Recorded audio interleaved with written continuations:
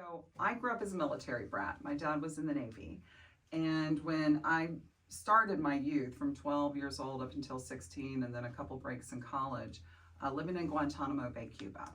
So back during the Bay of Pigs in the 60s, when the base closed, the Cubans that worked on the base had two options. They could either work on the base and go home every night, and Castro would take 90% of their pay. Or they could live on the base and may never leave, be there forever and be part of our support staff. So this was the time when I was 12 years old. This was my turning point for me to know that this was my calling. We were visiting a friend of ours, Gustav Palika. It was his birthday, and my mom's like, let's bring him a birthday cake because he doesn't have any family. And we went to see him, and President Reagan had just won the election. And Gustav was watching the Cuban station. He's like, Kim, I want to show you something. And I'm like, Mr. Palika, I don't speak Spanish. He's like, you don't have to. And they were protesting Ronald Reagan. I didn't know what the word said, but Ronald Reagan I could read. And he goes, who's more passionate than picketers? And he goes, look at their faces. And they were all blank. And he goes, they're being forced to picket, or they don't get their month's supply of underwear or their month's supply of rice. And he goes, this is what the face of communism looks like. And this is what happens when government gets too big. The bigger government gets, the smaller your freedoms get. And he went on from there of how fortunate I was to be an American, what a great man Ronald Reagan was. And from that point forward is just how I've lived my life through that viewfinder. And I know Jaden was talking about his grandmother. Tell us a little bit about that. Yeah, so I love what you said about saying like how the government gets bigger, crushes on your rights. And I think that's the American dream that's coming across, and knowing that we live in the greatest country of all time. And so my grandmother, she was born and raised in Havana, Cuba, and she was 16 when communist Fidel Castro came to power. And she watched the downfall of her own country, and she came over 1968 or 1962, and she came across without any of her family, left it all behind, and she met my grandfather, and they worked tirelessly with the church, and they brought every single one of my grandmother's relatives over from Cuba. It was a pain to get them across, but they ended up getting them all across except my great grandfather. He wanted to stay with his church, and they figured out like later that his church was completely destroyed just because it was a church. So she's looking at the immigration crisis that we're having right now, and there's nothing that makes her more livid than watching it. A, it's because they're coming across illegally, not going through the legal process, and B, these people aren't supporting the same values that we have. They're coming across based on the idea of the United States is the worst country to ever exist. The democratic process is a failure. Capitalism is the worst economic system in the world, and seeing my grandmother as an inspiration to me. And also, it should be an inspiration to the immigrants coming across, saying, well, this is what an immigrant looks like when they continuously work and become the American dream, the epitome of it. Mm-hmm. And so we also were talking about, so you've heard from your grandparents and yourselves as far as the immigration process, green cards, naturalization. What do y'all want to, I know y'all were commenting earlier. Nahal, do you want to lead? Well, as first generation, my parents are both from India. A lot of our family friends, same situation. And my parents were lucky enough, they got naturalized a while back. And me and my sister were both born here, so we were birthright citizens. But it's not the same case for a lot of our friends. Some of them were born back in India. They're in college right now. I know one of my friends, she's at UF right now, and her situation trying to get internships, you have to be a citizen or have a green card to apply for a lot of these medical internships in college. And she's one of the most passionate people I know about helping people, saving lives. She's been wanting to do it since she was a little kid. And to honestly deprive her of that opportunity where she was about to switch over to computer science or another field where she just knew she couldn't thrive in medical, honestly crushed her and us a little bit. And it's because of the lengthy process it is in naturalizing yourself, getting a green card. And I think that is also part of the reason why so many immigrants are crossing illegally. They think it's an insurmountable task to try and become a citizen the legal way. And I think there should be some sort of change within that process to maybe help out citizens or people that want to come and make this country a better place. Protection for the ones that actually want to come into our country legally and want to actually provide benefits for our country. we are, as we have stated before, we are a country made of immigrants. Yeah. We have, none of us here, I believe, have heritage that were originally here in America, but we have been blessed with what those people were able to give us. By protecting people that have such a correlation to our heritage, why we are here is vital and necessary, while also making sure we keep those people that are coming here to destroy our country because they don't like our country or think that they're here with political gain, because there are the cartel and things of the such have been coming over the border more and more and more, creating more dangerous environments, not just for the states, but as soon as they get into the states, then they could get to Canada or our sisters countries, or creating not just a situation for us, but a national crisis. Yeah. I think it's very scary to see what's going on at the border. I was reading this article a couple days ago, and this something is personal to me because my brother is a victim of this drug. He passed away in 2021 because he took something that was laced with fentanyl. And I saw this fact, and it was horrible to read. I was astonished because not only do we have an administration that does nothing about it, but they're trying to propose a bipartisan bill that doesn't fix the problem, but they say it does, and it doesn't. So 27,293 pounds of fentanyl came across the border in 2023 alone. And if you extrapolate that number and try to do some figuring out some numbers, you'll figure out that's enough to kill 6 billion people. And and it's a super dangerous drug. My dad works in the pharmaceutical field, so he always tells me, it's the only thing that you can really do to prevent yourself from overdosing and dying on this drug is Narcan. And so what you're seeing coming across the border it's horrible because they're killing United States citizens. And I think it's the #1 killer of people from ages 18 to 45. And so if we don't get something done, it's not going to be a drug that's going to be causing the problem as well, but you're going to see, like what you said, gangs and cartels coming across. So it's sad just to see our country kind of falling apart kind of like, I always refer back to Rome when the West and the East split and faction off. It's just, you're starting to see, taxes go up, healthcare is starting to fail a little bit. And again, the drug crisis too, but it's just awful. Yeah, I want to touch on that. The drug crisis is something I also hold dearly. I know Narcan, the nasal spray, is honestly one of the more expensive medicines. I mean, I think recent statistic was $120 for one bottle of it. And I think we need to understand that a lot of people aren't taking fentanyl. Like Jen, I'm sure your brother is sad to hear. He didn't set out to take fentanyl. Nobody does that to themselves. It's something that's laced. It's people that are manipulated. They put their trust in these people and they take something that they didn't mean to take. And I know it's not related to exactly what we're talking about with the immigration and at the border, but I think making the drug more accessible to people, not just in our communities, not just in a poor community, drugs are found everywhere. Right. I think that having that accessibility could prevent those deaths from occurring in at least a slight way. Go ahead. Okay, thanks.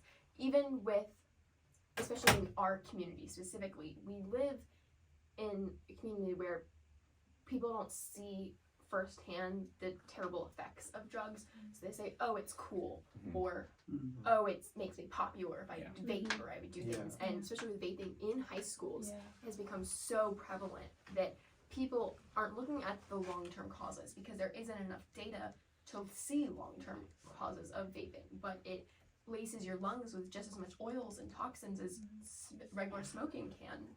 And while we're informed about that in our high schools and in schools, it can be laced, and especially with all the border people coming over and the new drugs being implemented in our society, it's those things, kids see it as, oh, it's cool, but they see it as a now. What's it going to be like in 20 years when people are dying because of it? Over 50 years of research on smoking, but we have 5 on vaping. Right. So how are we to implement something that is so dangerous and make it so variable for our students?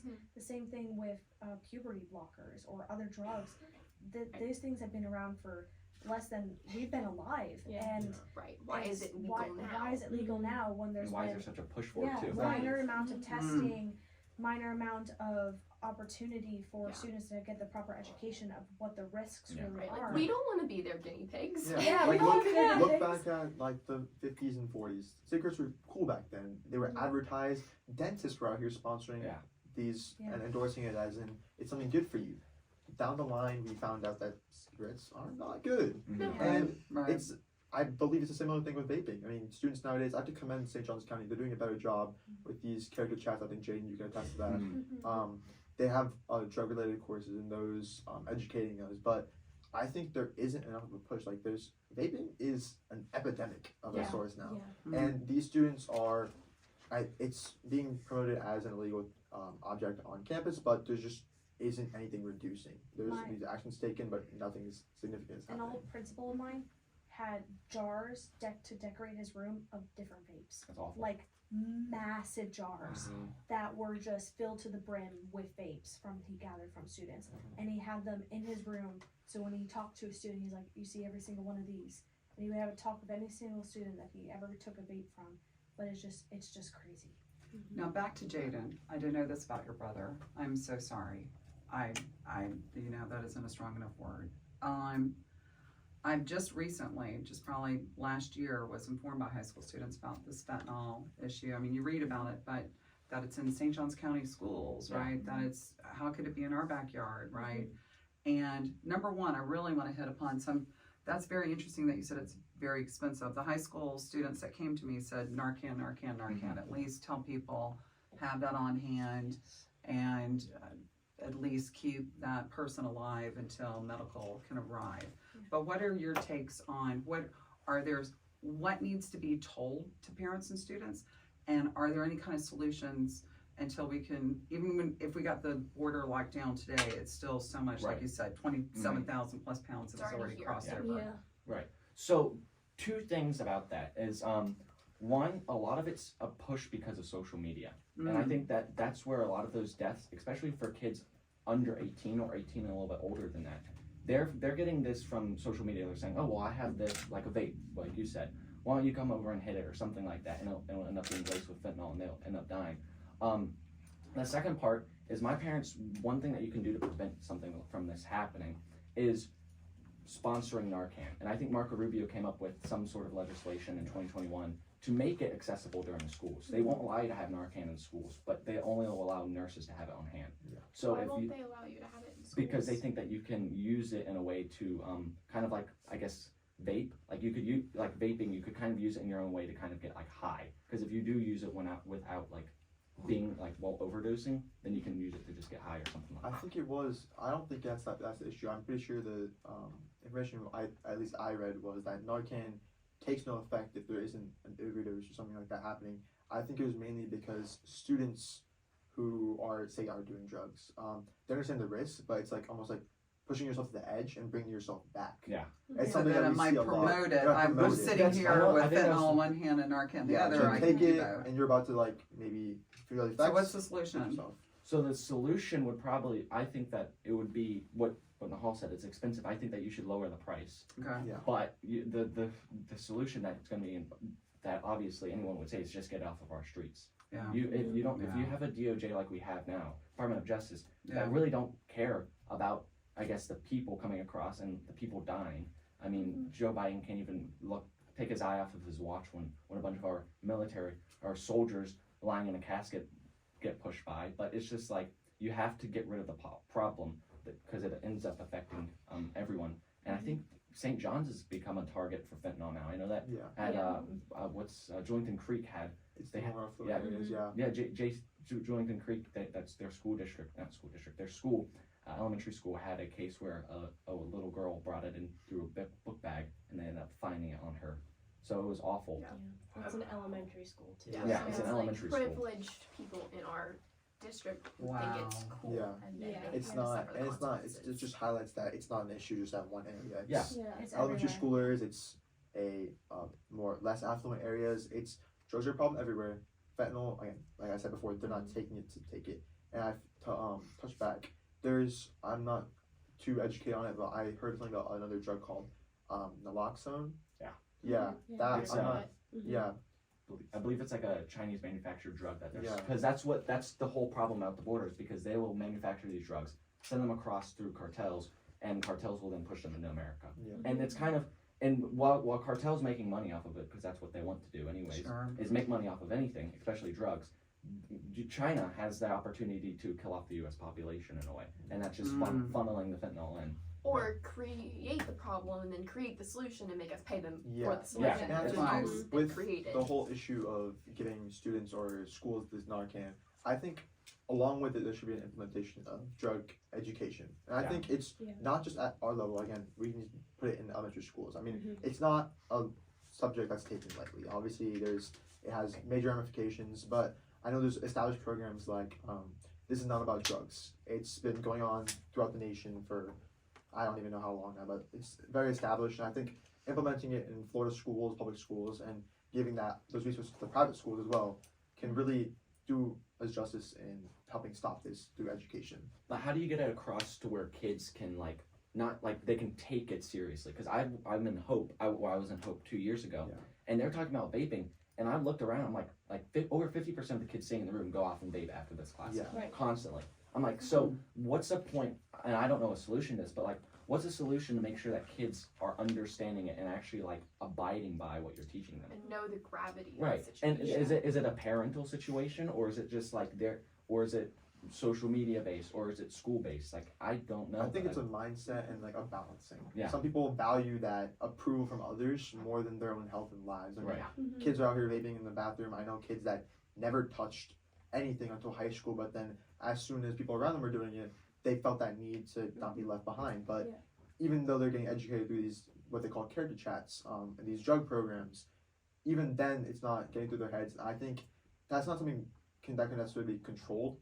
Mhm. That's something that is upbringing, a mindset. A lot of factors go into that. And I that's- have a very off the wall comment on this. So years and years ago, and I can't remember, it was some big rock star, and he used to smoke cigarettes all the time. Yeah. And he said it wasn't until, they always have the Surgeon General warning, Mhm. Yeah. cause cancer, you could die, whatever, and that never bothered him until he was overseas, and there was a different sticker on the pack of cigarettes, and it said it can cause deforming your face Yeah. or affect your skin or your looks. I have seen those. And he yeah. literally stopped. Is there a simple thing It at is. your age to play on the vanity that maybe, because your age think you're gonna live forever, right? Yeah. So a threat on my life at my age is gonna be different than you think, Yeah. so I shave off a couple, I'm 16, I've got forever to live, right? Is there a vanity play here? It's interesting how you bring that up because I think that plays into the media aspect Mhm. because we have so many media places where you can post yourself, you can post your other people, and you have just a tool to see everybody and see what they're doing and inside of all their lives. And so because it's so normalized and so mass media, if we play on the vanity aspect, I think that would help widespread it with social media and see how this will affect your appearance and this will affect how others see you. And I think that's what our generation it's not good that they prioritize that, but it is. Well, let's figure out how to get to it. I know a real world example of that. I recently went back to India over summer to visit my family, and one of our stops was in Abu Dhabi. And in the UAE, it's law that any alcohol or smoking related nicotine products have to have this bright packaging and a giant sign on them that says this will cause cancer, this will cause facial deformities, and it will cause your life to end earlier. And those things I could not tell you. Every family in that airport and then duty free. We normally would go together. That's the same flights. Same as we in that duty free section, shopping around. The second those stickers were there, they took a wide berth around that whole section, and it's real life effects. It's working in those countries. I was in the Bahamas just 2 weeks ago, and the same stickers were there on all of the tobacco Interesting, boxes and all the cigars, everything. It said bright neon yellow. This will kill you, or pictures of dead animals because of the effects. To have danger signs, have an area sectioned off to these products that are life threatening. For alcohol or drugs or smoking, to have this whole section in the corner to where it's just caution sign after caution sign. Like when you see something in construction and you see all these bright colors saying don't go this way, you don't go that way. So if we have that for these things, it could be like a cautionary warning for generations afterwards, because then the parents are going to be like, oh yeah, we don't go over there because that stuff's dangerous. And something that I applaud is, and this is an example, is Quizlet. If you guys study it and you Yes, don't have the Quizlet, ads. yeah, they do ads, and they're 5-10 second ads that you can't skip. That basically force you to watch the side effects of vaping and or using drugs. So if we can implement that into things where high schoolers or teens and elementary schoolers are like using an app like that, or using school related material, they can have that app. Not only is it like, it's not a big like, oh, you have to watch this, but it's a subliminal message of like, they're gonna make that choice. They're like, well, is this really good for me? Because that's one thing that you can, that's the one way you can get a teenager to back out of something, is have them question their decision. Like, is this really like gonna impact me positively? Definitely bringing reality to the people. Yeah. And not a sugar coated, oh, Yeah. it's cool, it's good. I mean, this is a life-threatening issue. You can't be real, Yeah. like sugarcoated. It has to be realistic. Yeah. And Like- touch back on what Amelia said. In like if you go to a gas station right now, you can see the alcohol or like beers in a separate room sometimes. Yeah. It's in the back. It's a separate doorway. You need to show ID to get in there. But why is it that all the nicotine products and like now with like the rise of the pouches, Zins, and cigarettes, why are they just behind the counter that you can easily Right. access? I think there is an age that they do have to check your ID if you're gonna get nicotine. But I Yeah. think Yeah. the worst thing though is they'll get someone to go buy it for them. Exactly. And then they'll like, so if we enforce it where you can't go, where we make it like very like punishable for someone to go buy it who's of age and then give it to someone who's underage, they should be like, well, this is the repercussions. I get 10 years in prison if I do this, Exactly. or Right. something where they know that it's not going to end well if they get caught. It has to be serious. There Yeah. are repercussions for that consequences. actually in place, but they're only like $100 fine. Yeah, for exactly. doing That's what I was something saying. The Like, reality we that it need- has to go up we is need be more more serious. intensity. Exactly. Yeah. Because this is not just the protection of their kids, it's the protection of the generation of Exactly. the Right. population that's going to be Mhm. raised here.